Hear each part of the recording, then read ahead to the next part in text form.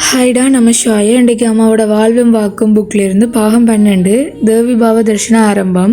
ஒரு நாள் சுதாமணி தனக்குள்ளிருந்து ஒரு குரல், என் மகளே, அனைத்து உயிர்களின் இதயங்களிலும் உறைபவள் நான். எனக்கென தனி உறைவிடம் இல்லை. தனியே பேரானந்தத்தை அனுபவிக்க பிறந்தவள் அல்ல நீ. துயரப்படுவோருக்கு ஆறுதல் அளிக்க பிறந்தவள். எல்லா உயிர்களிலும் உறைபவளான என்னை அனைத்து உயிர்க்கும் சேவை செய்வதன் மூலம் வழிபடுவாயாக என்று ஒலிப்பதை கேட்டார். இதன் பின் நடந்த நிகழ்ச்சி சுதாமணி தேவி பாவ தரிசனம் அளிக்க காரணமாக அமைந்தது. சுதாமணிக்கு தேவியின் தரிசனம் கிருஷ்ணபாவ தரிசனம் தொடங்கி 6 மாத காலத்தில் கிடைத்தது. ஒரு நாள் கிருஷ்ணபாவ தரிசனம் நடந்து கொண்டிருந்த பொழுது ஒவ்வொருவராக பக்தர்கள் சென்று தரிசனத்தை பெற்றுக்கொண்டு வந்தார்கள்.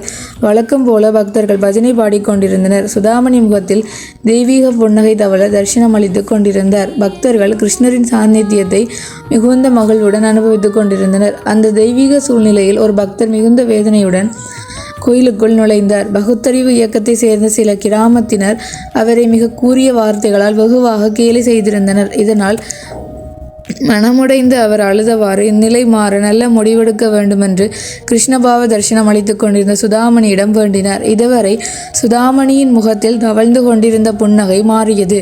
கோபக்கனல் வீசியது. கண்கள் நெருப்பை போல் ஜொலித்தன.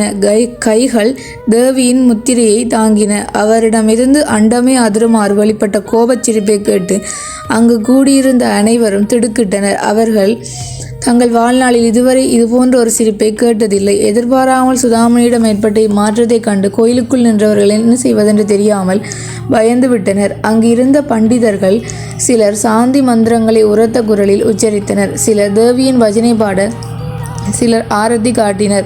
வெகுநேர பிரார்த்தனைக்கு பின் அவரது கோபம் தணிந்தது. ஆனால் கிருஷ்ணபாவ தரிசனம் மாறி தேவிபாவ தரிசனம் ஆரம்பமாகியது. சுதாமணி பின் பக்தர்களுக்கு இடையூறு செய்யும் தீயவர்களை அழித்துவிட வேண்டும் என்ற எண்ணம் எழுந்தது. அதனால் என்னையும் அறியாது காளியின் பாவநிலை வெளிப்பட்டது என்றார். இனி சுதாமணியை அம்மா என குறிப்பிடலாம். அம்மா பேரன்பு வடிவானவர். அம்மா உலகியல் மனிதர்கள், ஆன்மீக சாதகர்கள், பண்டிதன், பாமரன், பணக்காரன், ஏழை, நோயாளி, ஆரோக்கியம் உள்ளவன் என அனைவரிடமும் ஒரே மாதிரி அன்பும் கருணையும் காட்டுகிறார்.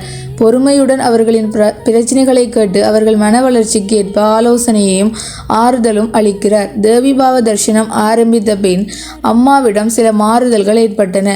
தேவியின் தரிசனம் பெற அம்மா தீவிரமாக தவம் செய்து வந்த காலத்தில் பாவ தரிசன நேரம் தவிர மற்ற நேரங்களில் ஜப தியானத்தில் ஈடுபட்டு வந்தார். அதனால் அவர் பெரும்பாலும் தனிமையிலும் யாருடனும் நெருங்கி பழகாமலும் இருந்து வந்தார்.